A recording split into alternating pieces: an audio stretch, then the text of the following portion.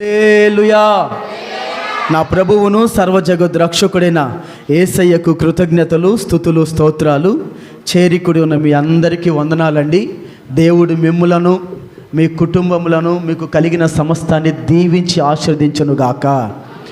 ఆయన కృప మీతో ఎల్లప్పుడూ ఉండునుగాక.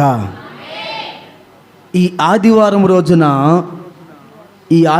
రోజున దేవుని సన్నిధిలో నిలిచి ఉన్న నిన్ను దేవుడు తన మహిమాత్మతో నింపునుగాక. అనండి ఆమేన్, ఆమేన్. ఎందుకని దేవుని ఆత్మను గురించి మీకు నేను జ్ఞాపకం చేస్తున్నానంటే, నీవు దేవుని ఆత్మచేత నింపబడితే నీవు అనుభవించే శ్రమలు నీకు శ్రమగా ఉండవు. దేవుని ఆత్మ దేనినైనా మోయగలిగినట్లుగా, దేనినైనా సహించగలిగినట్లుగా శక్తితో మనల్ని నింపుతుంది. దేవునికి స్తోత్రం. దేవుని ఆత్మ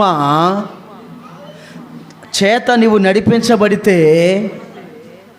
నీవు వెళ్ళు ప్రతి చోట మార్గములు సరళము చేయబడతాయి. ఆమేన్. కనుక దేవుని ఆత్మను పొందాలనే ఆశ మనము కలిగి బ్రతికిదముగాక. ఆమేన్. ఓకే అండి, వాక్యంలోకి వెళ్ళిపోతూ ఉన్నాను. హెబ్రీలకు రాసిన పత్రిక 11వ అధ్యాయము 10వ వచనాన్ని మనం చదువుకుందాం. జోసఫ్ అన్న కొంచెం కుర్చీలు వేయండి, కూర్చోడానికి ఉన్నాయిగా, వేయండి, కుర్చీలు వేయండి.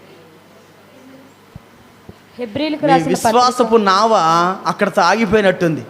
ఇంకా చాలులే, ఎంతమంది వస్తే చాలులే అన్నట్టుంది. ఎక్కడి నుంచో పంపించారు కుర్చీలు. పాపం ఎంత ప్రయాసతో పంపించారో. వాళ్ళ విశ్వాసం అది. చదవండి అమ్మా. హెబ్రీయులకు రాసిన పత్రిక 11వ అధ్యాయం 10వ వచనం, పేజీ నెంబర్ 206. ఏలయనగా దేవుడు దేనికి శిల్పియు నిర్మాణకుడునై ఉన్నాడు, పునాదులు గల ఆ పట్టణము కొరకు అబ్రహాము ఎదురు చూచుచుండెను. ఓకే అమ్మా, థ్యాంక్ యూ. చూడండి, ఇక్కడ దేవుని లేఖనం సెలవిస్తూ ఉంది. అబ్రహామును గురించి దేవుని లేఖనం మాట్లాడుతూ ఉంది. దేవుడు దేనికి శిల్పియు నిర్మాణకుడునై ఉన్నాడో, దేనికి శిల్పిగా ఉన్నాడంట, దేనికి నిర్మాణకుడుగా ఉన్నాడంట. అమ్మా వినండి,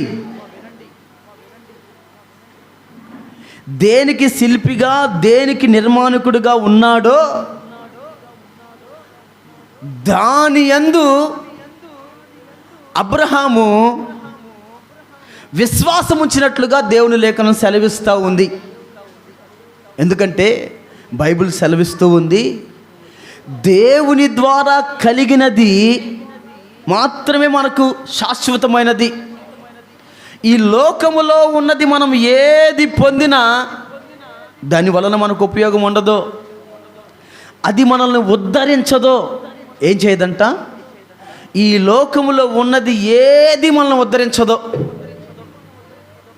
ఈ లోకంలో ఉన్నది ఇక్కడ ఉన్నంతసేపే మనకు ఉపయోగం. ఇక్కడ నుంచి మన శరీరంలో నుండి మన ఆత్మ పక్కకి వెళ్ళిపోయిందా, ఈ లోకంలో నువ్వు ఎంత సంపాదించినా, ఎంత కూడబెట్టినా, ఏది కట్టినా, పాస్టర్ గారు కష్టపడి 4 స్టేర్లు బిల్డింగ్ కట్టానండి, ఇంకా 2 రోజులు ఉండి వెళ్తాను సార్ అంటే, ఈ శరీరంలో నుండి ఆత్మ బయటకు వచ్చినాక నువ్వు 4 స్టేర్లు బిల్డింగ్ కదా, వెండి బంగారములతో బెడ్రూమ్ తయారు చేసుకున్నా కానీ ఉండడానికి కుదరదు. ఏది శాశ్వతం కాదు. ఈ విషయాన్ని తెలుసుకున్న అబ్రహాము గురించి బైబిల్ ఏమంటుందంటే, పునాదులు కలిగిన పట్టణం. ఏందంట? పునాదులు కలిగిన పట్టణం అంట. అబ్రహాము దృష్టి అంతా పునాదులు కలిగిన పట్టణం మీద ఉందంట.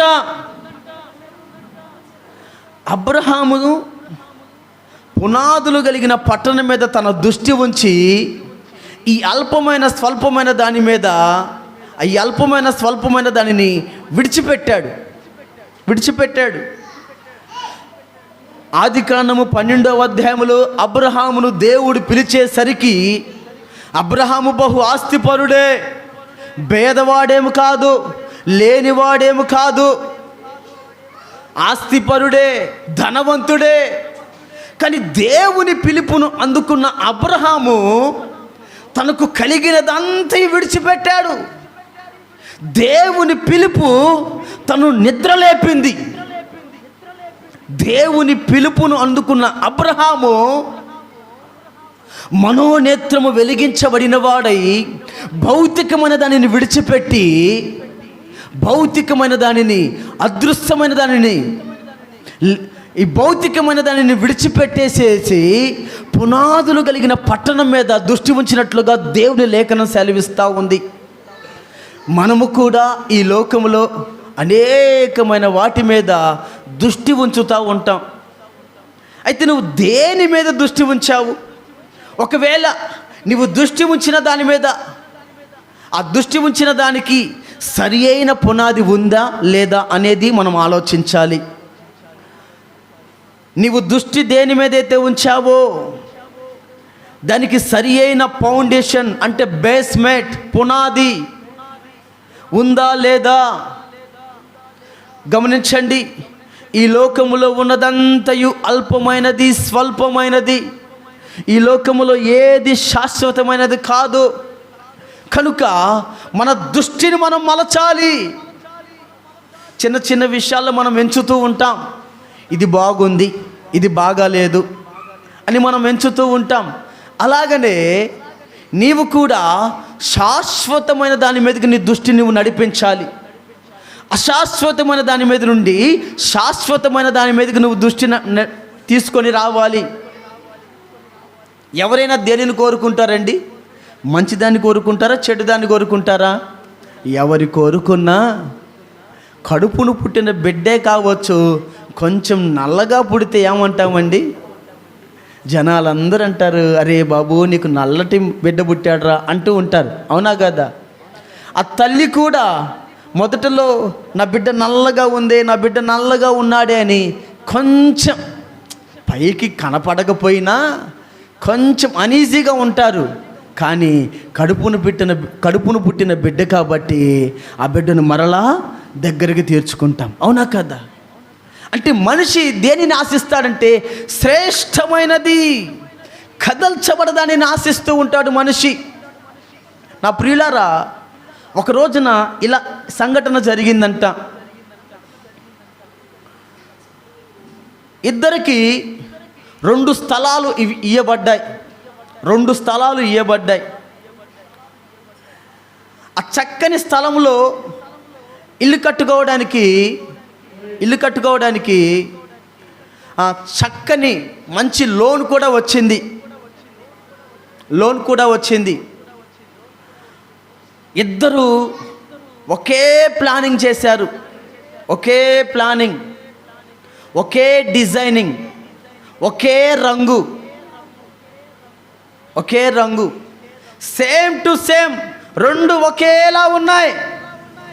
అందమైన ఇల్లు, చూడముచ్చటగా ఉండే ఇల్లు, ఒకే రంగు, ఒకే రూపం.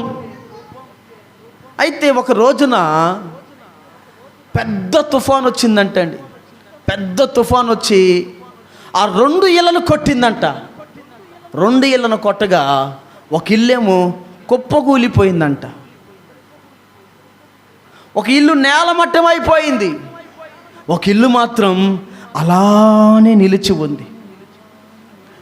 జనమందరూ వచ్చారు. అరే, ఎంతో ఖర్చు పెట్టి ఇల్లు కట్టుకున్నారే, ఎంతో ప్రయాసపడ్డారే, ఎంతో డబ్బు ఖర్చు చేశారు.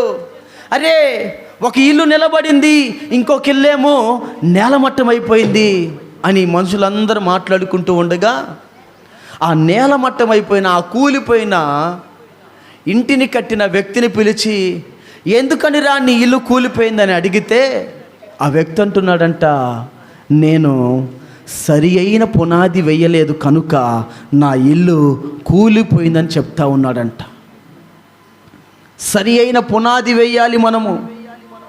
సరి అయిన పునాది లేకపోతే ఆ ఇల్లు కదల్చబడుతుంది, నిలబడలేదు. ఈ రోజుల్లో చాలామంది ఆత్మీయ జీవితంలో కదల్చబడతా ఉన్నారు. నేను ప్రార్థన చేస్తూ ఉండగా దేవుడు నాకు ఇచ్చిన ఒక శ్రేష్టమైన మాట ఏమిటో తెలుసా? ఈ లోకము వైపు మనం చూస్తే మన రూపాన్ని మనం కోల్పోతాం. మీకు తెలుసా విషయం? మన రూపాన్ని మనం కోల్పోతాం. ఈ లోకం వైపు మనం చూస్తే మన స్వభావాన్ని కూడా మనం కోల్పోతాం. ఈ లోకం వైపు మనం చూస్తే మన స్థితి కూడా మారిపోతుందండి. మన స్థితి కూడా మారిపోతుంది. కానీ దేవుని వైపు చూస్తే ఏమీ లేని మనలను అన్నీ ఉన్నట్లుగా మార్చగలడు. కొట్టు చప్పట్లో దేవునికి స్తోత్రం. ఎవరి వైపు చూడాలి? లోకం వైపు చూడాలా? దేవుని వైపు చూడాలా? ఎవరి వైపు చూడాలి? మనం దేవుని వైపు చూడాలి. ఎందుకంటే దేవుని ద్వారా మనం ఏది పొందినా అది కదల్చబడదు. దేవుని ద్వారా మనం ఏది పొందినా అది తీసివేయబడదు. దేవుని ద్వారా ఏది మనము పొందినా మనము నష్టపోము. ఈ లోకములో మనం ఏది పొందినా దాని రూపం మారిపోతుంది, దాని స్వభావం మారిపోతుంది, దాని స్థితి మారిపోతుంది. కనుక అబ్రహామును గురించి రాయబడి ఉంది, దేవుడు దేనికైతే రూపి అయి, అలాగనే ఇక్కడ రాయబడి ఉన్న మాట, నిర్మాణకుడై శిల్పి అయి ఉన్నాడో ఆ పునాదులు కలిగిన పట్టణము కొరకు అబ్రహాము ఎదురు చూచినని లేఖనం సెలవిస్తూ ఉంది. దేవుని కలిగినది మనము పొందెదముగాక, దేవుడిచ్చేదే మనము పొందెదముగాక. బైబిల్లో రాయబడి ఉన్న మాట యోహాను సువార్త 3వ అధ్యాయం ఒకసారి చూడండి.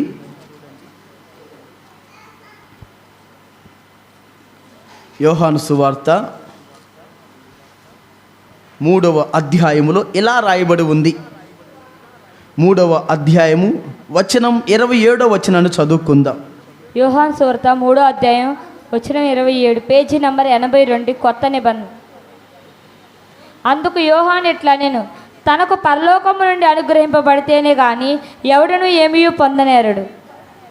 మరి ఒకసారి చదువుకుందామండి. అందుకు యోహాను ఇట్లా నేను, తనకు పరలోకము నుండి అనుగ్రహింపబడితేనే కానీ ఎవడను ఏమీ పొందనేరడు.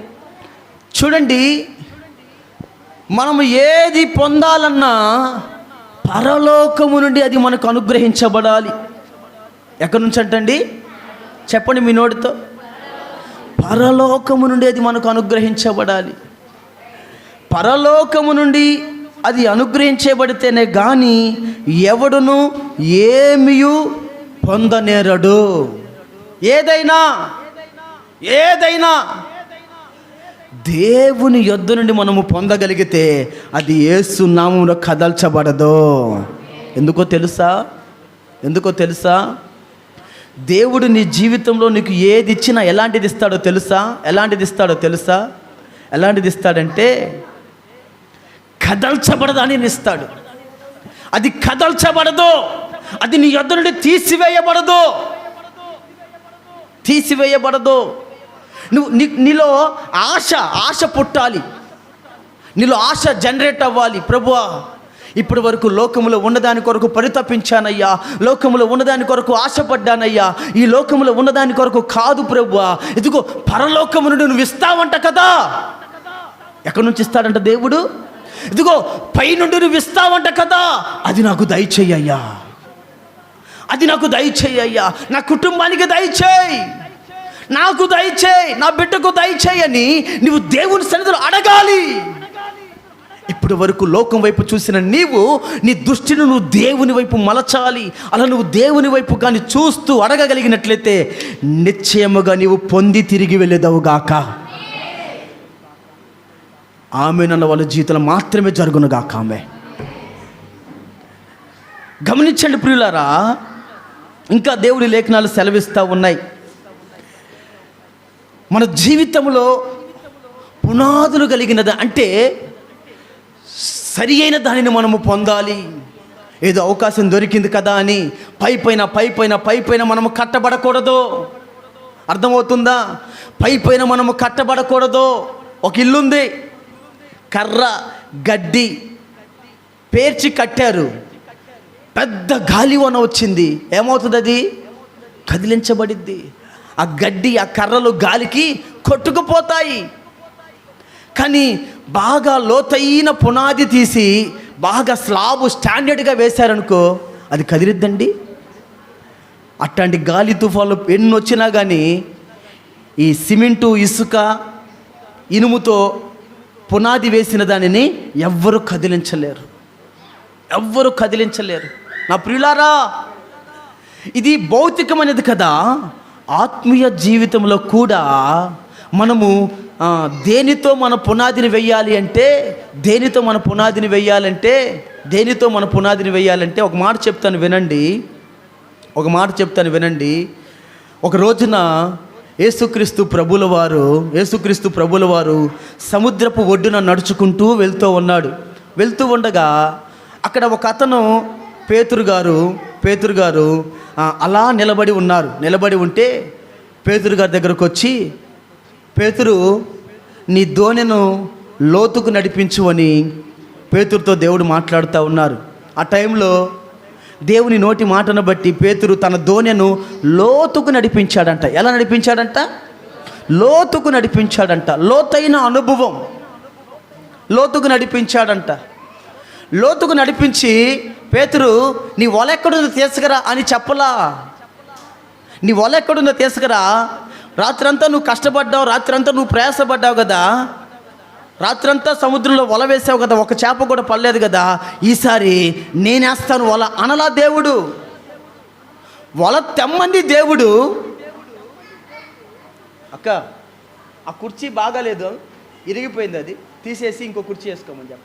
ఆ కుర్చీ బాగాలేదు అక్క, ఇరిగిపోయింది, ఇంకో కుర్చీ వేసుకో. హల్లెలూయా. వెళ్ళిపోదాం అన్నారు. హల్లెలూయా. వెళ్ళిపోతాలే, నేను కూడా వెళ్ళిపోతా. నేనేమన్నా స్థిరంగా ఉంటానా ఇక్కడ? గమనించండి, పేతురు గారిని అన్నాడు, వల తీసుకురా, ఇందాక నువ్వు వేసే పడలేదు, ఇప్పుడు నేను వేస్తానన్నా దేవుడు.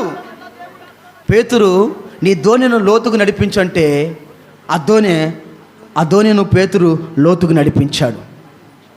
ఎదుగో నీ కుడి పక్కన వల వేయమంటే పేతురు వల వేశాడు. ఆశ్చర్యమైందో తెలుసా? దేవుని నోటి మాటను అక్కడ అనుసరించాడు కనుక పేతురు జీవితంలో విస్తారమైన చేపలు దొరికాయి. దేవుడు అంటారు, నువ్వు లోతుకి వెళ్ళాలి. నీ జీవితంలో ఆత్మీయతలో నువ్వు లోతుకి వెళ్ళాలి. ఒక చిన్న మాట అండి, మీకు అందరికి బాగా పరిచయం. ఒక వ్యక్తికి ఉదయం నుండి సాయంత్రం దాకా పని చేస్తే ఎంత వచ్చింది అక్క కూలి? 400 వస్తుందా? 400. ఎప్పుడు 8ంటికి వెళ్తావు, 8ంటికి వెళ్ళి 5ంటికి వస్తావు, అవునా కదా? ఉదయం ఇంకొక 2 గంటలు ముందెళ్తేనండి అదే కూలిస్తాడా? అసలు నువ్వు ఒప్పుకుంటావు ముందు అసలు అక్క? ఒక 2 గంటలు ముందు వచ్చాం కదా, ఎందుకు వచ్చాం? ఇంకొంచెం జీతము ఆశించి, అంటే ఎక్స్ట్రా, అవునా కదా? ఎక్స్ట్రా ఓవర్ టైం అంటారు దీన్ని, అవునా కదా? Extra time. అలాగనే నీ జీవితంలో కూడా ఇప్పుడు దాకా చేసిన ఆ భక్తి నీకు సరిపోవట్లా. ఆత్మీయ జీవితంలో నీవు కూడా లోతైన అనుభవంలోకి వెళ్ళాలి.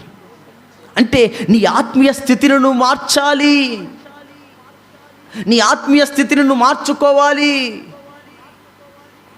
నీ ఎదుట పెద్ద కొండ ఉందండి, ఆ కొండను కదిలించాలంటే మన రెక్కలు ఇరిగేదాకా కొట్టిన ఆ కొండ కదిలిద్దా? కదలదు. ఆ కొండ కదలాలంటే మన శక్తి సరిపోదు, వాటికి మిషన్స్ కావాలి, అవునా కదా? మిషన్స్ కావాలి. మిషన్ల వల్ల అయితేనే ఆ కొండను మనం బద్దలు చేయగలుగుతాం, పగలగొట్టగలుగుతాం. అలాగనా ఇదిగో నీ ఎదుట నీ జీవితంలో ఉన్న సమస్య, నువ్వు అనుభవిస్తున్న ఆ శోధన, ఆ ప్రతికూలమైన పరిస్థితి, దాని నుంచి నువ్వు బయటికి రావాలంటే ఇదిగో నీవు ఇప్పటి వరకు పడిన ప్రయాస నీకు సరిపోవట్లా. అంటే నువ్వు ఓవర్ టైం చేయాలి. అంటే ఇంకా నువ్వు భక్తి జీవితంలో లోతైన అనుభవంలోకి వెళ్ళాలి. నువ్వు వేసిన పునాది నీకు సరిపోవట్లా, ఇంకా గట్టి సరి అయిన పునాది వేయాలి. అలా నీవు భక్తి జీవితంలో లోతుకి వెళ్ళగలిగినట్లయితే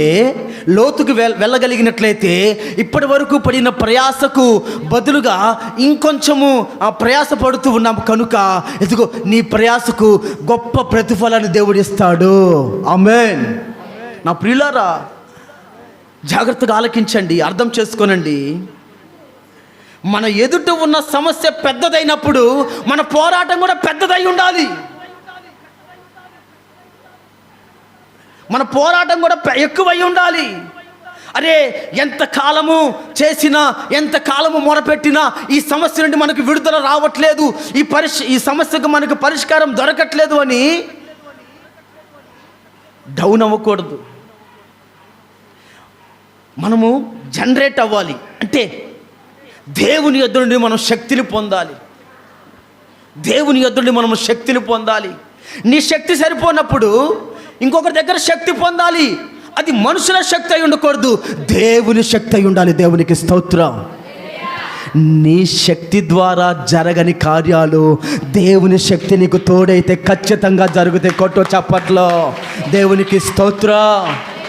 ఇదిగో నీ శక్తి సరిపోకే నీ స్థితి నుంచి నువ్వు బయటికి రాలేకపోతా ఉన్నావు. అర్థమవుతున్నాయి నా మాటలు? ఇదిగో నీ శక్తి, నీ పోరాటంలో నువ్వు విజయాన్ని ఎందుకు పొందలేకపోతున్నావంటే నీ పోరాటం ఇంకా సరిపోవట్లేదు. ఇంకా నువ్వు ఎక్కువగా పోరాడాలి. ఈ పోరాటం గురించి చెప్పాలంటేనండి, పొలం దగ్గరికి రావాల్సిందే. మీ సొంత పొలమే అనుకోండి, ఎలా పని చేస్తామండి? చెమటలు కారుతూ ఉన్నా, ఎండ ఎక్కువగా ఉన్నా, ఇంకొంచెం సేపు చేస్తే అయిపోతుంది అనే ఆలోచన ఎప్పుడు వచ్చింది? మన సొంత పొలం మీద ఉన్నప్పుడు, అవునా కదా? లేకుంటే కాంట్రాక్ట్ అయినప్పుడు, అవునా కదా? కాంట్రాక్ట్కి ఇస్తే టక చేసేస్తాం.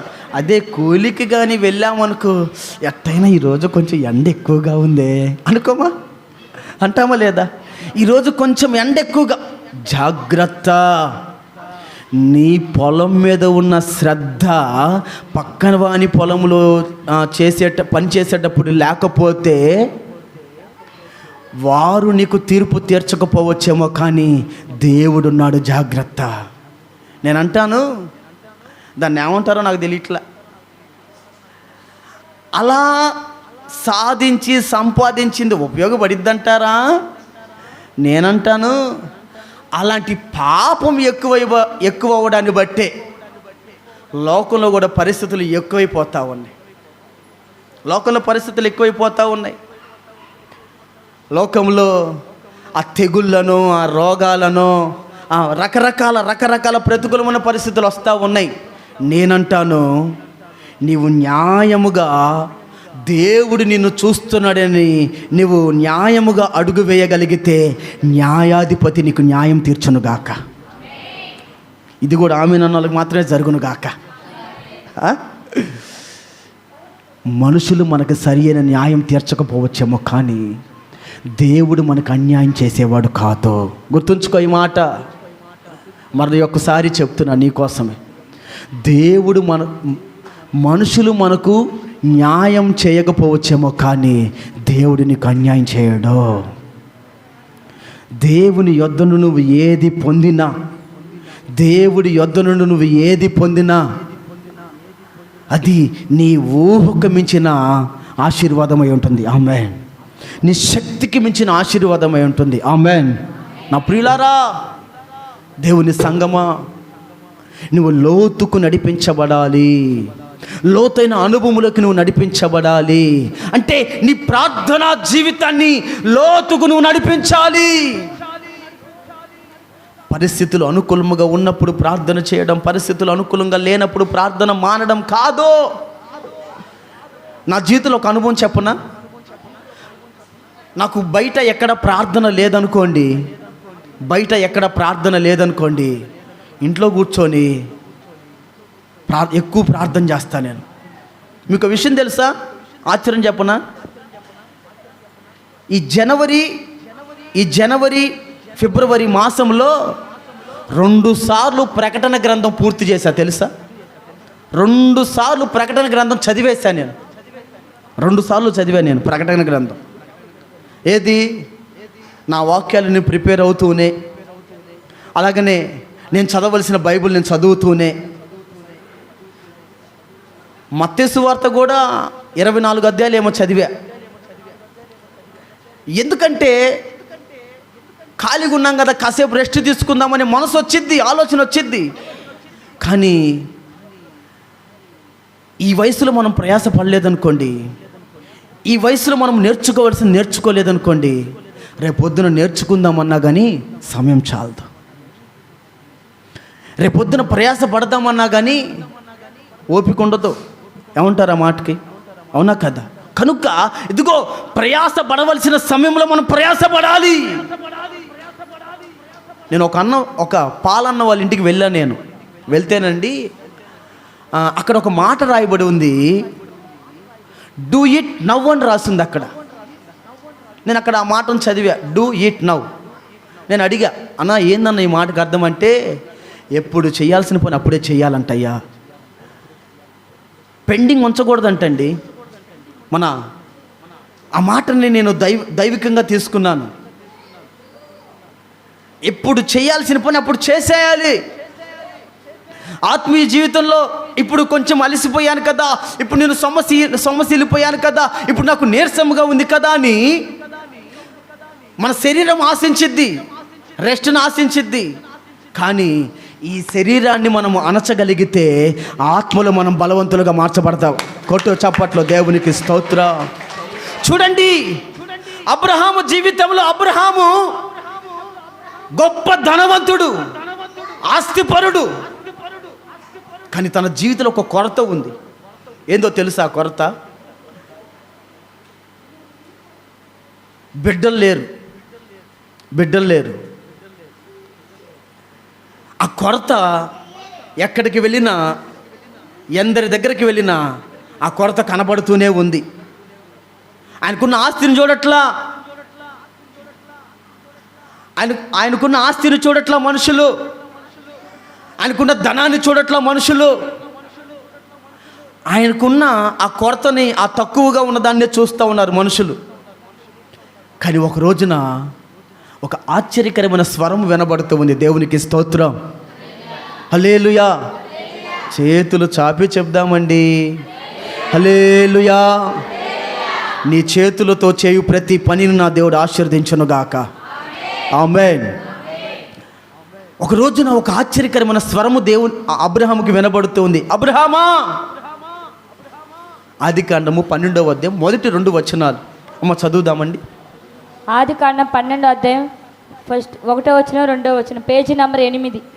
యెహోవా, నీవు లేచి నీ దేశము నుండి, నీ బంధువుల యొద్ద నుండి, నీ తండ్రి ఇంటి నుండి బయలుదేరి నేను నీకు చూపించు దేశమునకు వెళ్ళుము. నిన్ను గొప్ప జనముగా చేసి నిన్ను ఆశీర్వదించి నీ నామమును గొప్ప చేయుదును. నీవు ఆశీర్వాదముగా నుందువు. ఆమేన్. చూడండి, ఆశీర్వాదం అంటే ఏమండి? ఆశీర్వాదం అంటే ఏందండి? మేడలు, మిద్దెలు, ఆస్తుపాస్తుల ఆశీర్వాదం అంటే కాదండి. నేను అంటాను, ఆశీర్వాదం అంటే మనం మంచి ఆరోగ్యంతో ఉండడమే ఆశీర్వాదం. అవునా కదా? ఎంత ఆస్తిపాస్తులున్నా షుగర్ ఉన్నడికి కేజీ స్వీట్ తీస్తే తింటాడా? తినలేడు. అంటే తనకు కూడా ఏదో కొరత ఉంది. అలాగనే రకరకాల పరిస్థితులు ఉన్నాయి లోకంలో మనకు సంబంధం లేనివి. నేనంటాను, ఈ ఆరోగ్యం కూడా దేవుడే ఇవ్వాలి. మీకా 4వ అధ్యాయంలో రాయబడి ఉంది, అదిగో ఆయన చాచబడిన రెక్కల చాటునంట ఆరోగ్యము దాచబడి ఉందంట. కొట్టు చప్పట్లో దేవునికి స్తోత్రం. మీకా గ్రంథం 4వ అధ్యాయంలో రాయబడి ఉంది, చాచబడిన తన రెక్కల చాటున ఆరోగ్యము దాగి ఉంది. ఆరోగ్యము కూడా దేవుడు ఇవ్వాలంట మనకి. దేవుడిస్తే ఏ బాధ ఉండదు. నేను అడిగా దేవుణ్ణి, నేను గరికపాడు టు కొర్రపాడు ప్రయాణం చేస్తూ ఉన్న సమయంలోనండి ఒక లారీ వెళ్తూ ఉంది నా ముందు. ఆ లారీలో నుంచి బాగా డస్ట్ బాగా చిమ్మింది. కళ్ళల్లో, నోట్లో, ముక్కులో బాగా డస్ట్ పడిపోయింది. ఆ డస్ట్ లోపలికి వెళ్ళిపోయేసరికి నాకు డస్ట్ అలర్జీ వచ్చేసింది. డస్ట్ అలర్జీ వచ్చినప్పుడు ఒక చెల్లి, అన్నా సేవకులు మీరు అనారోగ్యంగా ఉండకూడదన్నా అని ఏం చెప్పారంటే హోమియోపతి మందులు ఇప్పించారు. నాకు తానే ఇప్పించారు. నాకు మందులు వేసుకునే మనసు లేదు నాకు ఇప్పటికి కూడా. ప్రెజెంట్ మా పాస్టర్ గారికి తెలుసు, మందులు వేసుకునే అలవాటు నాకు లేదు. ఇంజెక్షన్ చేయించుకునే అలవాటు, మందులు అంటే ఎవరికి మీరు వేసుకోవద్దని నేను చెప్పట్లా.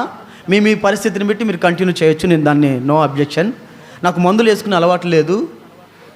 నేను దేవుని దగ్గరకు వచ్చి అది అక్కడే కూర్చొని, ఆ ఫ్యాన్ కింద కూర్చొని ప్రార్థన చేశా. ప్రభువా, నా దగ్గరికే చాలామంది రకరకాల పరిస్థితుల నుంచి వస్తారయ్యా. నేనే బలహీనంగా ఉంటే ఎదుటి వాళ్ళకి నేనేం చేయాలి ప్రార్థన? ఒకవేళ వాళ్ళు నా దగ్గరకు వచ్చి సమస్యతో వచ్చారండి, నేనే ఒక సమస్యతో బాధపడుతున్నారా బాబు, నా దేవుడికి చెప్పుకొని నేను అంటే అది ఎవరికి అవమానం? నాదేముంది, దుమ్ములో ధూళిలంటోండి. కానీ ఉన్నతమైన వాడు, ఘనమైన వాడు, గొప్పవాడు, శక్తిమంతుడు, సర్వోన్నతుడు, సర్వాధికారి అయిన దేవుడు ఉన్నాడు కదా, ఆయన నామానికి అవమానం రాకూడదు కదా. ఆయన దగ్గరకు వచ్చి అడిగా, నాకు కాదు ప్రభువా, నీకు అవమానం వచ్చిద్దేమో ప్రభువా, నీ మహిమ దొంగిలించబడుతుందేమో ప్రభువా, కనుక నీ మహిమ దొంగిలించబడకుండానట్లుగా నాలో ఉన్న బలహీనత తీసివేయి ప్రభు అని ప్రార్థన చేశా. దేవునికి స్తోత్రం. ప్రార్థన చేశా. నేను ఆశ్చర్యమేదో తెలుసా, గట్టిగా 10 రోజులు కూడా వాడలేదండి ఆ మందులు. 10 రోజులు కూడా వాడలా. ఆయన అన్నారు 6 నెలలు వాడాలి పాస్టర్ గారు అన్నాడు నాతో. ఆయన 10 రోజులు కూడా వాడలేదు. యేసు రక్తమే జయం, చల్గయా వెళ్ళిపోయింది. లేదు. నీకు ఈ మాట మీకు నేను ఎందుకు జ్ఞాపకం చేస్తున్నానంటే, అడగాలి మనం ప్రతి దాన్ని దేవుణ్ణి అడగాలి. ప్రభువా నాకు దయచేయి. ఎలాంటిది ప్రభువా? చిన్నది నాకు వద్దయ్యా, చిన్నది నాకొద్దు, నీవు నాకు ఘనమైనది దయచేయి ప్రభు అని మనం దేవుణ్ణి అడగాలి. మీరు అడుగకయే పొందకపోవచ్చున్నారని బైబిల్ సెలవిస్తూ ఉంది. అల్పమైన దాని మీద మన దృష్టి ఉండకూడదు, స్వల్పమైన దాని మీద మన దృష్టి ఉండకూడదు. పునాదులు కలిగిన దానిని మనము పొందేదముగాక, పునాదులు కలిగిన పట్టణములు మనము చేర్చబడేదముగాక. ఆమేన్. నా ప్రియులారా, ఆలకించండి దేవుని లేఖనాన్ని. అబ్రహాము జీవితంలో గర్భఫలం అనేది లేక, బిడ్డలు లేక అబ్రహాము తన భార్య కుమిలిపోతూ ఉన్నారు. ఎక్కడికి వెళ్ళినా ఇదే అడుగుతూ ఉన్నారు, నువ్వు ఏం సాధించావు, ఏం సంపాదించావు అడగట్లా. ఇప్పుడైనా కాయ కాసిందా, మరి ఎన్ని కాయలు కాసినాయో రకరకాలుగా అడుగుతూ ఉంటారు లోకం.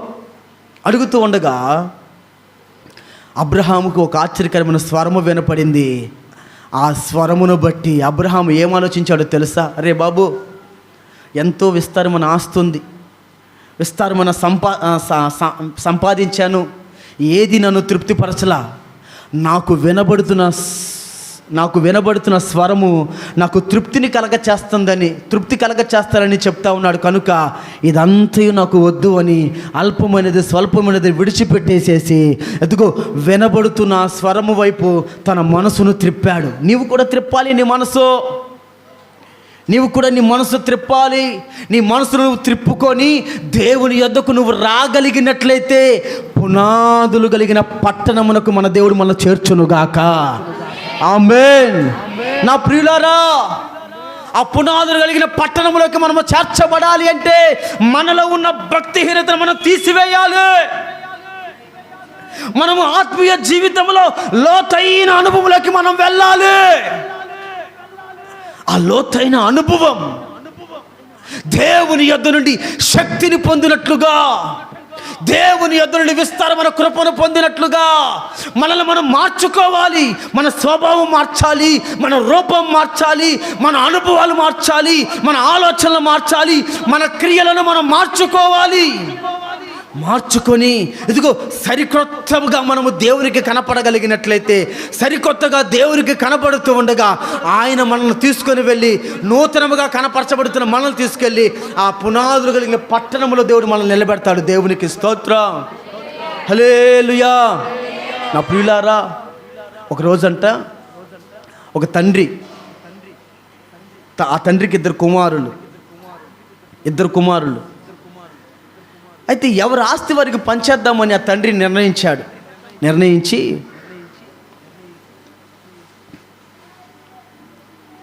2 ఎకరాల 25 సెంట్లు ఉంది. ఎంత ఉందండి? చెప్పండి నోరు తెరిచి. అక్క ఎంత ఉంది అక్క? 2 ఎకరాల 25 సెంట్లు పొలం ఉంది. ఇంకా అదే వారి ఆస్తి. పెద్దోని పిలిచాడు, పెద్దోడా ఇదిగో ఇది నీ ఎకరం అని 1 ఎకరం పెద్దోడికి ఇచ్చేసాడు. చిన్నోడిని పిలిచాడు, చిన్నోడా ఇది నీ ఎకరం అని చిన్నోడికి 1 ఎకరం ఇచ్చాడు. ఇంకెంత మిగిలింది? 25 సెంట్లు మిగిలింది. ఈ 25 సెంట్లు మిగిలితే పెద్దోడు అంటాడు, నానా నేను పెద్దోని కదా, నాకు ఎక్కువ కావాలి అని ఆ 25 సెంట్లు నా పేరు మీద పెట్టు అంటాడు.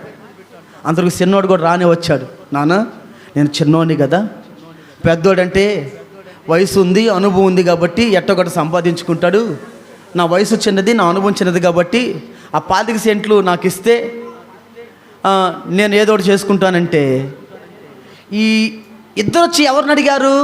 ఈ తండ్రిని అడిగారు. ఒకరికి తెలియకుండా ఒకళ్ళు వచ్చి అడిగారు, కానీ అడిగింది తండ్రినే. చిన్నోడికి ఇద్దామా? పెద్దోడు కూడా అడిగాడు. పెద్దోడికి ఇద్దామా? చిన్నోడు కూడా అడిగారు. ఇప్పుడు ఎవరికి ఇవ్వాలండి? అక్క మాకు కావాలని మీరు అనొచ్చుగా, అడిగి అది దాన్ని షిఫ్ట్ చేసేవాడిని, మీకు వద్దా? మీరు ఎట్టున్నారంటే ఆ 25 సెంట్లు ఎవరికి కావాలి, మాకు ఇంకా చాలా ఉందంటుగా ఉన్నారు మీ ఫీలింగ్. ఆ తండ్రి ఆ సమస్యకు పరిష్కారాన్ని కనిపెట్టలేకపోయాడు. ఆలోచించగా ఒక ఆలోచన వచ్చింది. ఆ 2 ఎకరాల పొలంలో సుబాబులు తోట వేసాడండి. తెలుసుగా, కర్రలో ఎత్తుగా ఉంటాయి. ఆ సుబాబులు తోట వేసాడు.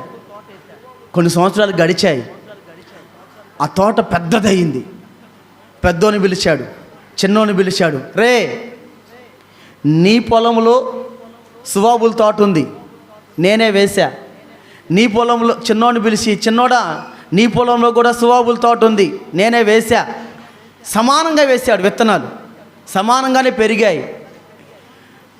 ఉదయం నుండి సాయంత్రం 5 గంటల లోపు, అక్క వింటున్నావా, సాయంత్రం 5 గంటల లోపు ఎవరైతే ఈ చెట్లన్నీ నరికేస్తారో, ఎవరు ముందు నరికితే వాళ్ళకే ఆ 25 నేల అన్నాడు.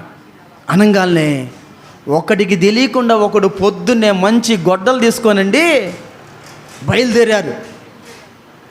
చిన్నోడు అనుకుంటున్నాడు, మా అన్నయ్య కంటే ముందు నేను వెళ్ళాలి, నేను ఎక్కువ చెట్లు నరకాలి, నాకే కావాలని. చిన్నోడు వచ్చేసరికి పెద్దోడు 10 చెట్లు పడేసాడు. అప్పటికి చిన్నోడికి ఎన్ని ఆలోచనలు, పెద్దోడికి ఎన్ని ఉండాలండి? అవునా కదా?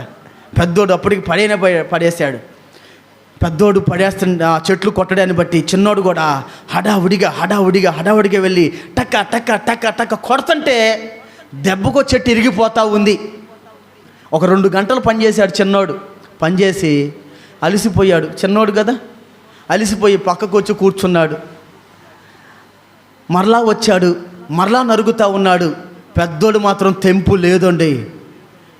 వేసిన దెబ్బ వేయకుండా కొడతానే ఉన్నాడు, నరుగుతానే ఉన్నాడు. అలా చేస్తూ ఉండగా మరలా ఇంకొక 2 గంటలు గడిచింది. మరలా చిన్నోడు వెళ్ళి పక్కన కూర్చుంటా ఉన్నాడు.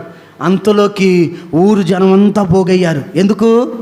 ఎవరు గెలుస్తారా? 25 పొలం ఎవరిదా?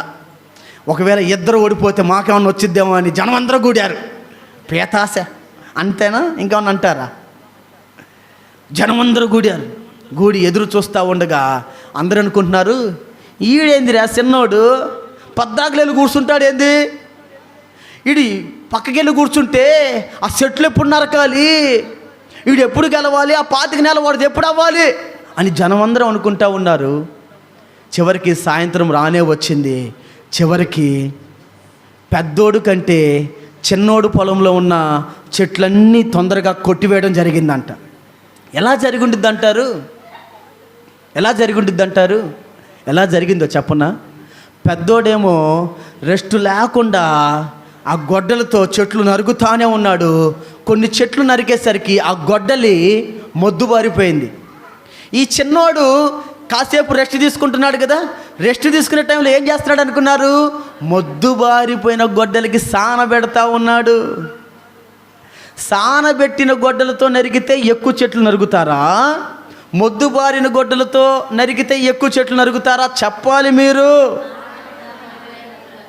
మీ బుర్రలకు కూడా సానబెట్టండి ప్రతి వారం వచ్చి. దేవునికి స్తోత్రం. అర్థమైందా నా మాట? నా ప్రియులారా, సానబెట్టడం అంటే అర్థమైందో తెలుసా? మన ప్రయాసకు తోడుగా దేవుణ్ణి మనం కలుపుకోవాలి. మన కష్టానికి తోడుగా దేవుని మనం చేర్చుకోవాలి. ఒక 100 కేజీల బియ్యం టిక్కి నీ నెత్తి మీద పెడతా, తీసుకెళ్తావక్క? అన్నా ఇస్తే ఇచ్చావులే కానీ ఇంకొక చిన్న ఆప్షన్ ఇవ్వన్నా నాకు. ఏందక్క? 100 కేజీలు బియ్యమే ఇచ్చినోడిని చిన్న ఆప్షన్ ఇవ్వలే. చెప్పు, ఏం కావాలో చెప్పు అంటే, మా ఆయన కూడా పిలుచుకుంటానన్నా, మా అబ్బాయిని కూడా పిలుచుకుంటానన్నా, ఇద్దరం కలిసి తీసుకెళ్తామన్నా. అంటే తీసుకెళ్ళు, ఎవరు వద్దన్నారు? తీసుకెళ్ళు, నువ్వు తీసుకెళ్తావునే కదా నీకు ఎత్తుంది. ఇక్కడ నా అర్థమైందో చెప్పనా? నా మాటలో నా అర్థమైందో తెలుసా? నీ కుటుంబ భారము, నీ కుటుంబంలో ఉన్న సమస్య నువ్వు మాత్రమే కాదు భరించాల్సింది. నీ భారాన్ని తీసుకొచ్చి యేసయ్య పైన మోపు. కొట్టు చప్పట్లో దేవునికి స్తోత్రం. అర్థమైనాయి నా మాటలు? నీ కుటుంబ భారాన్ని, నీ సమస్యను, నీ అనుభవిస్తున్న ఆ బలహీనతను, అనారోగ్యాన్ని దేవునికి అప్పగించు. దేవుడు అంటారు, పేతురు రాసిన మొదటి పత్రిక 5వ అధ్యాయం చూడండి అమ్మా. పేతురు రాసిన మొదటి పత్రిక 5వ అధ్యాయం వచనం 6వ వచనాన్ని చదువుకుందాం. పేజీ నంబర్, మొదటి పత్రిక 5వ అధ్యాయం 6వ వచనం, పేజీ నంబర్ 217. ఇంకొకసారి రిఫరెన్స్ అమ్మా. మొదటి పేతురు రాసిన పత్రిక 5వ అధ్యాయం 6వ వచనం, పేజీ నంబర్ 217. ఎవడు తగిన సమయమందు మిమ్మల్ని హెచ్చించినట్లు ఆయన బలిష్టమైన చేతి కింద దీన మనస్కులై ఉండుడి. ఇంకొకసారి చదవండి. దేవుడు తగిన సమయమందు మిమ్మల్ని హెచ్చించు. వినండి జాగ్రత్తగా. దేవుడు తగిన సమయమందు మిమ్మల్ని హెచ్చించున్నట్లు ఆయన బలిష్టమైన చేతి క్రింద దీన మనస్కులై ఉండుడి. నెక్స్ట్, ఆయన మిమ్మల్ని గురించి చింతించుచున్నాడు. ఏం చేస్తున్నాడంట అక్క? చింతించుచున్నాడంట. ఎవరి గురించి? ఆయన మిమ్మల్ని గురించి. మా పాస్టర్ గారిని బట్టి మాత్రమే చింతిస్తున్నాడు అని ఉందా? కాదు, ఆయన మిమ్మును గురించి చింతించుచున్నాడు. అంటే మిమ్మును గురించి ఆలోచించేవాడు ఒకడున్నాడు. కొట్టు చప్పట్లో. ఇదిగో ఇందాక పాట పాడాం కదా, సర్వము నెరిగిన సర్వేశ్వరునికి సరిహద్దులు లేని పరిశుద్ధునికి సరిరారెవ్వరు. ఎవరైనా నా ప్రియుడైన యేసయ్యకు. నా ప్రియ దేవుని బిడ్డ, మనుషులు నిన్ను పట్టించుకోకపోయినా, మనుషులు నీ ఎడల బాధ్యత కలిగి ఉన్నా, బాధ్యత కలిగి లేకపోయినా, నిన్ను గురించి చింతించేవాడు ఒకడున్నాడు. ఆయన పేరు నజరుడైన యేసు. నిన్ను గురించి చింతించే దేవుడు ఒక ఆయన ఉన్నాడు. ఆయన పేరు నజరుడైన యేసు. ఆ యేసును కానీ నువ్వు కలిగి ఉండగలిగినట్లయితే, ఆ యేసును కలిగి నువ్వు ఉండగలిగినట్లయితే, నీ జీవితంలో నీ చింత యావత్తంతా కొట్టివేయబడుతుంది. ఆమేన్. నా ప్రియులారా, ఆయన ఎవరి పక్షాన ఉంటాడో తెలుసా? ఎవరు పునాదులు కలిగిన పట్టణములకు చేర్చబడతారో తెలుసా? భక్తిహీనులు చేర్చబడరు, భక్తి కలిగిన వారు చేర్చబడతారు. అర్థమవుతుందా? భక్తిహీనులు చేర్చబడరు. భక్తిహీనులంట పొట్టువలే తొలగిపోతారంట. భక్తిహీనులు పొట్టువలే తొలగిపోతారంట. భక్తి కలిగిన వారే ఆ పునాదులు కలిగిన పట్టణములకు చేర్చబడతారంట. నీ దైవందన జీవితంలో ఎన్ని సమస్యలు నీ జీవితంలో చోటు చేసుకున్నా, ఎన్ని ప్రతికూలమైన పరిస్థితులు నీ జీవితంలో చోటు చేసుకున్నా, దేవుని సన్నిధిలో మాత్రమే నీకు పరిష్కారం దొరుకుతుంది. ఆమేన్. దేవుని సన్నిధిలో మాత్రమే నీ ప్రాణమునకు నెమ్మది కలుగుతుంది తప్ప నీ కష్టము చేతో, నీ ప్రయాస చేతో, నీకున్న అనుభవాన్ని చేతో నువ్వు బయటపడలేవు. రా, ఇకనైనా కానీ నువ్వు నీ దృష్టిని నువ్వు దేవుని మీద నిలుపు. ఇకనైనా కానీ నీ మనసు నువ్వు దేవుని వైపు త్రిప్పు. దేవుని వైపు నీ మనసును త్రిప్పి ఏం చేస్తావో చెయ్యి అని మనం చేతులు ఎత్తేయడమే. నాకున్న అనుభవం ఇదే. ఏం చేయగలుగుతామండి? ఏం చేయగలుగుతాం? ఏమైనా మనం చేయగలుగుతాం చెప్పండి? ఏమన్నా చేయగలుగుతామా? నేను ఒక మాట చెప్పనా? కడుపును పుట్టిన బిడ్డలే మన మాట వినట్ల ఈ అంత్యకాలపు దినాలలో. ఉన్నారా? వింటున్నారా? నీ బిడ్డలు వింటే నీవు ధన్యుడవు, ధన్యురాలవు. నీ మాట నీ బిడ్డ వింటే నీవు ధన్యుడవు, ధన్యురాలవు. కడుపును పుట్టిన బిడ్డే, నవమాసాలు మోసిన నీ బిడ్డే నీ మాట వినట్లేదు కదా. ఈ లోకంలో నువ్వేం చేయగలవు? నువ్వేం చేయలేవు. నీ శక్తి, నీ జ్ఞానము, నీ బలము, నీ సమర్థత నీకున్నది నీకు సరిపోదు కనుక దేవుని వైపు త్రిప్పబడు. ఎందుకు? ఆ లోతైన అనుభవంలోకి రా. దేవుడు అంటున్నారు, నీ ధోనిను లోతుకు నడిపించు.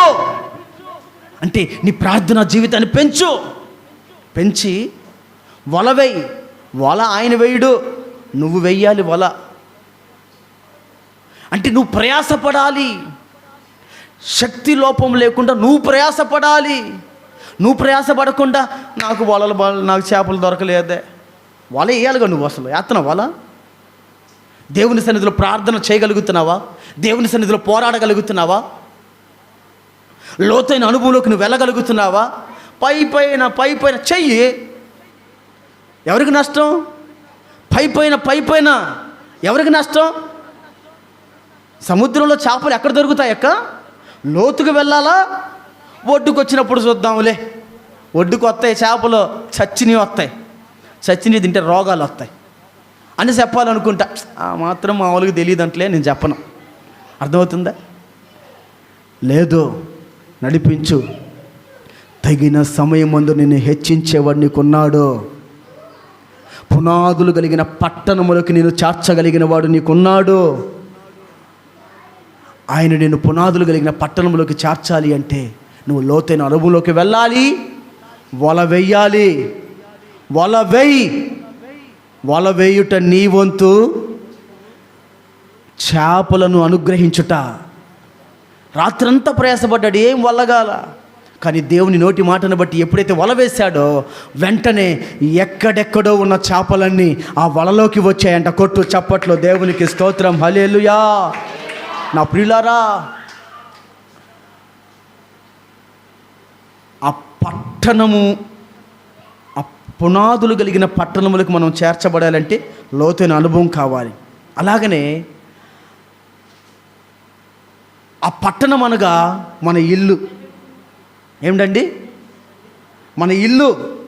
ఆ పట్టణం అనగా మన సంఘం. ఆ పట్టణం అనగా మన జీవితం. ఆ పట్టణానికి ఏముండాలో తెలుసా? మొదట ఆ పట్టణానికి ఉండవలసిన అనుభవం, మొదట లోతైన అనుభవం ఉండాలి, పునాది ఉండాలి. రెండవది ఆ పట్టణానికి ప్రాకారం ఉండాలి, ప్రొటెక్షన్, కాపుదల ఉండాలి. చూడండి, ఒక మాట చదవండి బైబిల్లో. ఇర్మియా గ్రంథం 4వ అధ్యాయం ఇర్మియా గ్రంథము 4వ అధ్యాయం 5వ వచనం చదువుకుందామండి. ఇర్మియా గ్రంథం 4వ అధ్యాయం 5వ వచనం, పేజీ నంబర్ 630. యూదాలో సమాచారం ప్రకటించుడి, యెరూషలేములో చాటించుడి, దేశంలో బోర ఊదుడి, గట్టిగా హెచ్చరిక చేయుడి. ఎట్లనగా ప్రాకారము గల పట్టణంలోనికి పోవునట్లుగా పోగై రండి. ఓకే, చూడండి, ఇక్కడ లేఖనం సెలవిస్తుంది, ప్రాకారము కలిగిన పట్టణములోకి పోగై రండి. మన పట్టణానికి ఏముండాలంట? ప్రాకారం, ప్రొటెక్షన్ ఉండాలి. ఇప్పుడు ఇల్లు కట్టుకునేటప్పుడు పైన పెట్ట కూడా కడతారు, అవునా కదక్క? ఎందుకు కడతారు? పిల్లలు పడకుండా, లేకుంటే మనం ఇంటి పైన ఏదైనా పెడితే అది జారిపోకుండా కడతారు. అలాగని ఇల్లు కడతాము, ఇల్లు కట్టి కింద చుట్టూ ప్రహరీ కూడా కడతాము, అవునా కదా? బయట పురుగు పుట్ట లోపలికి రాకుండా ప్రాకారాన్ని కట్టుకో. అలాగనే మన జీవితాల్లో కూడా ప్రాకారం అనేది ఉండాలి. యోబు జీవితానికి మనం వచ్చినట్లయితే మొదటి అధ్యాయము చూడండి, ఆ మాట 8, 9, 10 వచనాలు మనం చూసినట్లయితే యోబుని గురించి అక్కడ ఒక మాట రాయబడి ఉంది. చదువుదామండి. యోబు గ్రంథము మొదటి అధ్యాయము 8, 9, 10 వచనాలు. యోబు గ్రంథం మొదటి అధ్యాయం 8వ వచనం, పేజీ నంబర్ 421. అందుకు యెహోవా, నీవు నా సేవకుడైన యోబు సంగతి ఆలోచించితివా?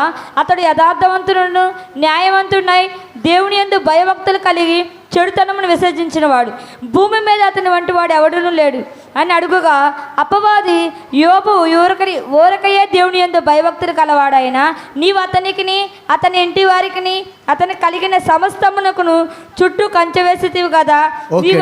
ఓకే అమ్మా, థ్యాంక్ యూ. చూడండి, ఇక్కడ సాతానుకి దేవునికి మధ్య వాదన జరుగుతూ ఉంది. సాతాన్ అంటాడు, అయ్యా యోబుని నువ్వు ఊరకనే కాపాడావు అనుకున్నావేంది? యోబుని ఎందుకు భయభక్తులు కలిగి ఉన్నాడు కాబట్టి నువ్వు యోబుని కాపాడావు అంటున్నాడు. మన జీవితంలో మన బిడ్డలు, మన కుటుంబము కాపాడబడకపోవడానికి కారణం ఏంటంటే దేవుని కంచెలాకపోవడమే. ఒక తోట ఉందండి, ఒకప్పుడు ఇది జామ తోట అంట కదక్క. మీరు ఇక్కడ పుట్టిన పెరిగిన వాళ్ళకి మీకు బాగా తెలుసు జామ తోట. ఒకప్పుడు ఈ జామ తోటకి కంచె వేసి ఉండరా? వేసే ఉంటారు. కంచె వేయకపోతే ఏం జరిగిద్దన్నా? ఏ తోటకైనా, పూల తోటైనా కాయల తోటైనా, ఏ తోటకైనా కంచె వేయకపోతే ఏం జరుగుతుంది? రకరకాల వాళ్ళు తోటలోకి వచ్చేసి కావాల్సింది కోసుకొని వెళ్ళిపోతూ ఉంటారు. అప్పుడు ఆ ప్రతిఫలాన్ని ఆ యజమాని అనుభవించగలుగుతాడా? అనుభవించలేడు. దొంగలు దోచుకుపోతా ఉంటే ఆ ప్రతిఫలాన్ని ఆడ అనుభవించగలుగుతా యజమానుడు? నీ జీవితంలో కూడా దొంగ ఒకడు దూరాడు. నీ దైవందన జీవితంలో, నీ భక్తి కలిగిన అనుభవంలో సాతానుగాడు దూరి నీ దగ్గర ఉన్న ఆశీర్వాదాన్ని, దీవెనను, ఆ మేలును, ఆ కార్యాన్ని, ఆ అద్భుతాలను వాడు దోచుకుపోతున్నాడు. కారణము కంచలేదు. దేవుడు యోబు కుటుంబానికి కంచె వేయడానికి కారణం ఏందో తెలుసా? అతడంట దేవుని యందు భయభక్తులు కలిగిన వాడంట, చెడుతనాన్ని విసర్జించిన వాడంట, చెడుతనాన్ని విసర్జించిన వాడంట, యథార్థవంతుడంట. ఉందా యథార్థత? చేసే పనిలో యథార్థత ఉండాలి, మాట్లాడే మాటల్లో యథార్థత ఉండాలి. ఉందా యథార్థత? దేవుని సంగమా, యథార్థవంతుల కంట దేవుని దూత కావలగా ఉండిద్దంట. యథార్థత మనము కలిగి బ్రతికిదముగాక. చెప్పట్లా చాలామంది. యథార్థత కావాలి. ఒక మనిషికి యథార్థత దేనికో తెలుసా? సరే, ఒక చిన్న మాట చెప్తా వినండి. అబద్ధాలు చెప్పే, మోసం చేసావు, ఏదో సంపాదించాం, ఉండిద్దంటారా? దాన్ని మనం అనుభవించగలుగుతామంటారా? నేను అంటాను, మోసం చేసి, అన్యాయం చేసి, అబద్ధాలు చెప్పి సంపాదించింది ఒకడు వస్తాడు, గద్ద ఎత్తుకుపోయినట్టు ఎత్తుకుపోతాడు. ఆడెవడో మనకు తెలియదు. నేను ఇట్లా అనకూడదులే ఈ మాట, కానీ ఏదో గుర్తొస్తుంది కాబట్టి అంటున్నాను. వద్దులే, పనికిరాని మనకెందుకు. కానీ యథార్థంగా నువ్వు కొంచెమే సంపాదించు, అది నీకు తృప్తినిస్తుంది. చెడుతనాన్ని విసర్జించు అన్న. లోకము మంచిగా బ్రతకాలన్నా బ్రతకనివ్వట్లేదన్నా. లోకంతో నీకేం పోయిన అసలు? కూర్చొని ప్రార్థన చేయి. దేవుని కనికరం ఉంటే ఏదైనా మనకు వ్యతిరేకంగా పనిచేసిద్దా? దుష్టుడున్నాడు సాతాను. ఈ సాతాను యోబు కుటుంబం మీదకి వచ్చి ఏమన్నా చేయగలిగాడా? ఎంత స్పీడ్గా వచ్చాడో అదే స్పీడ్గా మరలా రిటర్న్ వెళ్ళిపోయాడు. ఎందుకంటే దేవుడు కంచె వేసినట్లుగా బైబిల్ సెలవిస్తూ ఉంది. కానీ దేవుడే ఆ కంచె తీశాడంట. సాతాను వచ్చి తన బిడ్డల్ని పాడు చేశాడు, చంపేశాడు, తన ఆస్తిని కొల్లగొట్టేశాడు, తన సంపదని ఆస్తిని అంతటిని చల్లాచెదురు చేసేసాడు సాతానుగాడు. దేవుడు అన్నాడు, తన ప్రాణమును మాత్రం నువ్వు ముట్టకూడదన్నాడు. తన శరీరంలో అనారోగ్యాన్ని కూడా కలగజేశాడు. కానీ సాతాను తన ప్రాణాన్ని ఏమైనా చేయగలిగాడా? ఏం చేయలా. ఎందుకో తెలుసా? యోబు ప్రాణం మీద సాతానికి అధికారం లేదు. మొదటేమో తనకు కలిగిన దాని మీద అధికారం లేదు, తర్వాత తన ప్రాణం మీద అధికారం ఇవ్వలేదు. ఎన్ని సమస్యలు వచ్చినా, ఎన్ని శ్రమలు వచ్చినా, ఎన్ని శోధనలు వచ్చినా, ఎన్ని ఇబ్బందులు వచ్చినా, ఎన్ని కష్టాలు వచ్చినా తన యథార్థతను విడిచిపెట్టలా యోబు. తన భక్తి కలిగిన జీవితాన్ని విడిచిపెట్టలా యోబు. చెడుతనాన్ని అసహ్యించుకుంటూనే ఉన్నాడు యోబు. కనుక పోయినదంతా మరలా తిరిగి రెండింతలుగా యోబుకు కలిగిందంట. కొట్టు చప్పట్లో దేవునికి స్తోత్రం. నా ప్రియులారా, దేవుని సంగమా, మన దైవందన జీవితంలో మనం ఏది కోల్పోయినా అది మరలా తిరిగి పొందాలంటే మన ప్రయాస సరిపోదు. దేవుడే ఇవ్వాలి, దేవుడే చెయ్యాలి. దేవుడు ఇవ్వాలి, దేవుడు చెయ్యాలి అంటే నీలో కొన్ని క్వాలిఫికేషన్స్ ఎతుకుతాడు దేవుడు. నువ్వు యథార్థంగా ఉన్నావా లేదా, నువ్వు భక్తి కలిగిన వ్యక్తిగా ఉన్నావా లేదా అని దేవుడు నిన్ను పరీక్షిస్తాడు, స్కాన్ చేస్తాడు. ఆ స్కానింగ్లో కానీ నీ క్వాలిఫికేషన్ తగ్గిందనుకో నీ జీతం తగ్గిద్ది, ఇంకంతే, ఇంకేం లేదు. నీ క్వాలిఫికేషన్ తగ్గిందనుకో నీ జీతం తగ్గిద్ది.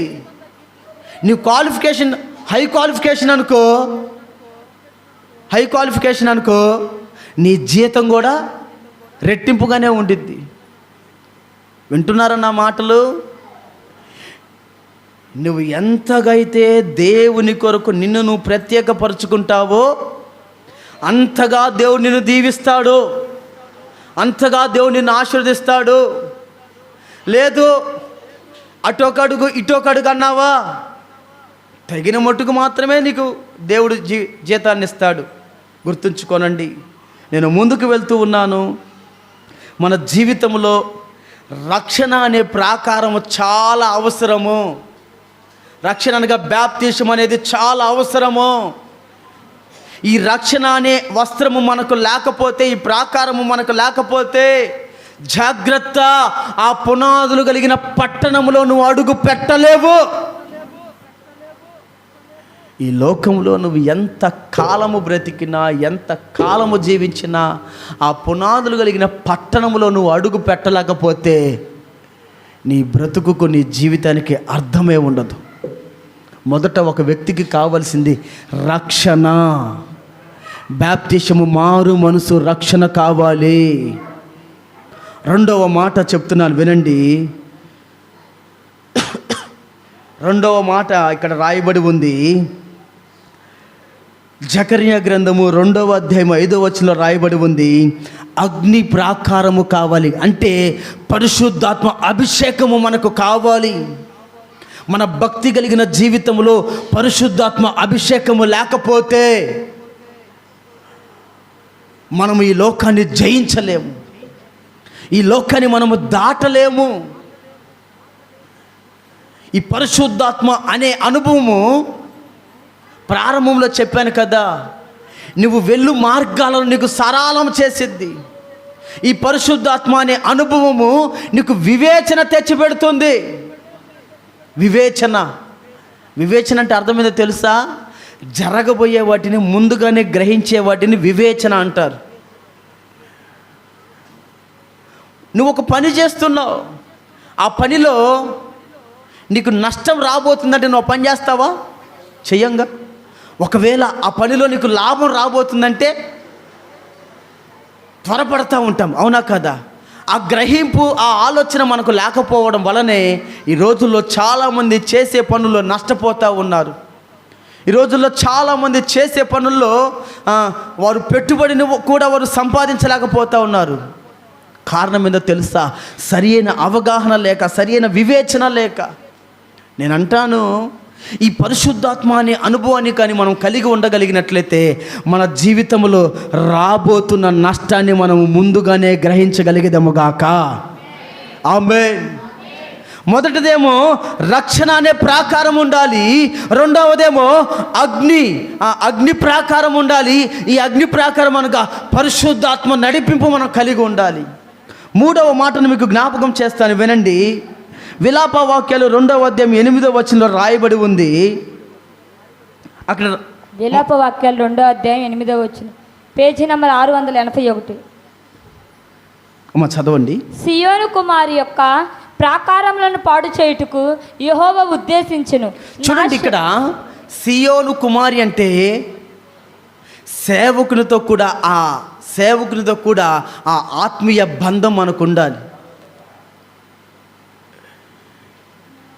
సేవకుడు మన ఇంటికి రావడం, సేవకుడికి మన సమస్యలు చెప్పుకోవడం, సేవకుని దగ్గర మనం ప్రార్థన కోరడం, ఈ అనుభవాలు ఉండాలి.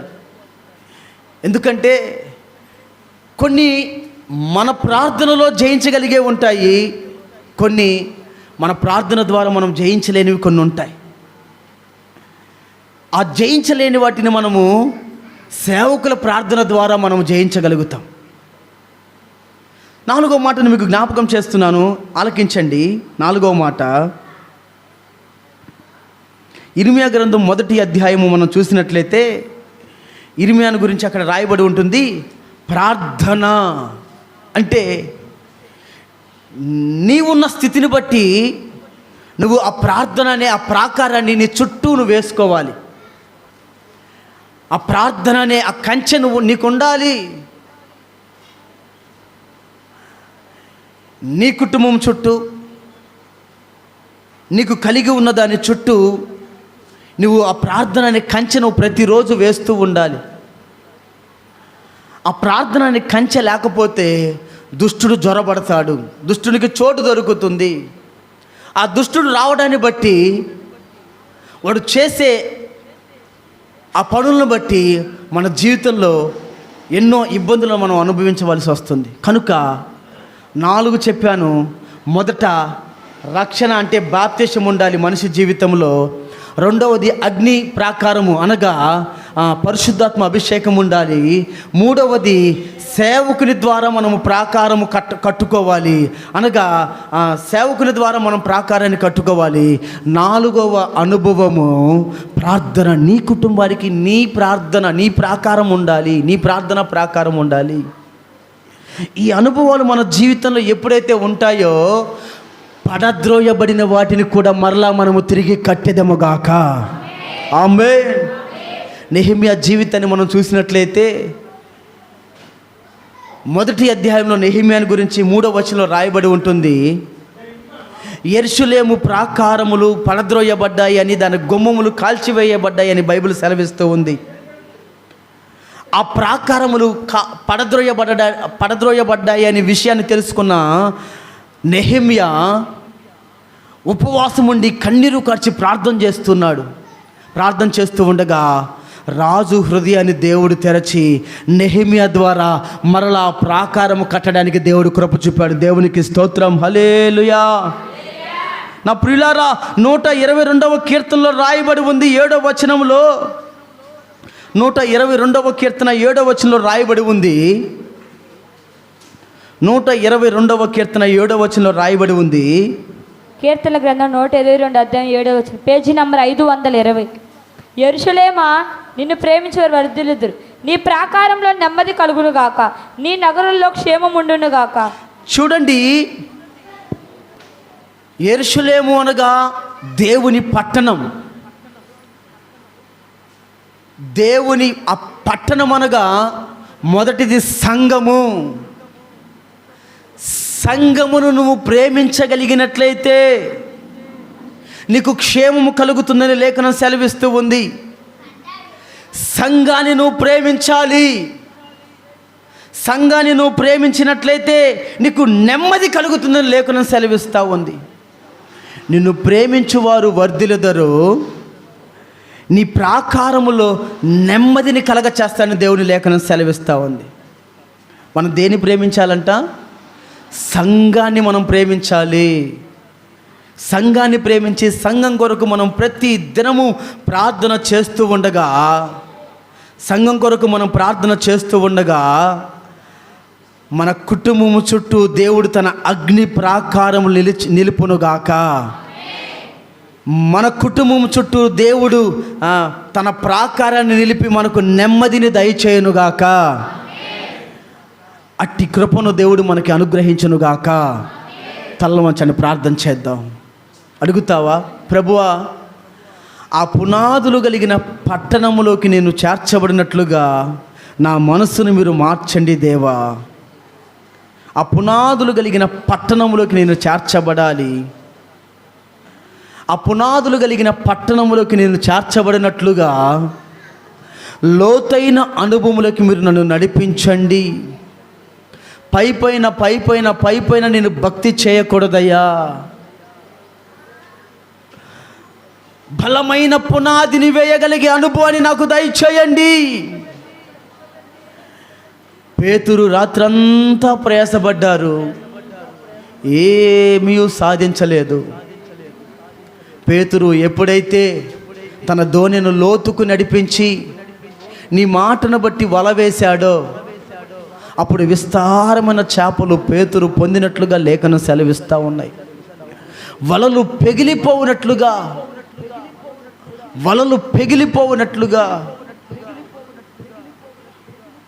ఆ ఆశీర్వాదాన్ని పొందినట్లుగా మీ లేఖనాలు సెలవిస్తూ ఉన్నాయి.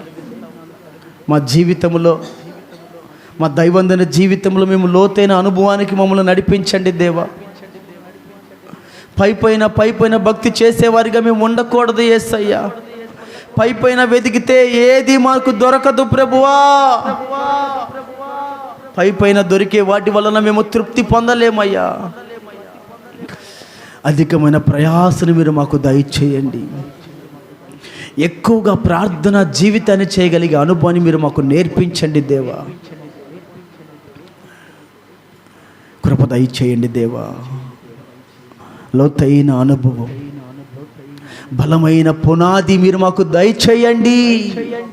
ప్రార్థనతో, వాక్య ధ్యానముతో, అయ్యా అపోస్తుల బోధనతో ప్రభువా మేము సరి అయిన పునాది మేము వేసుకోవాలి దేవా.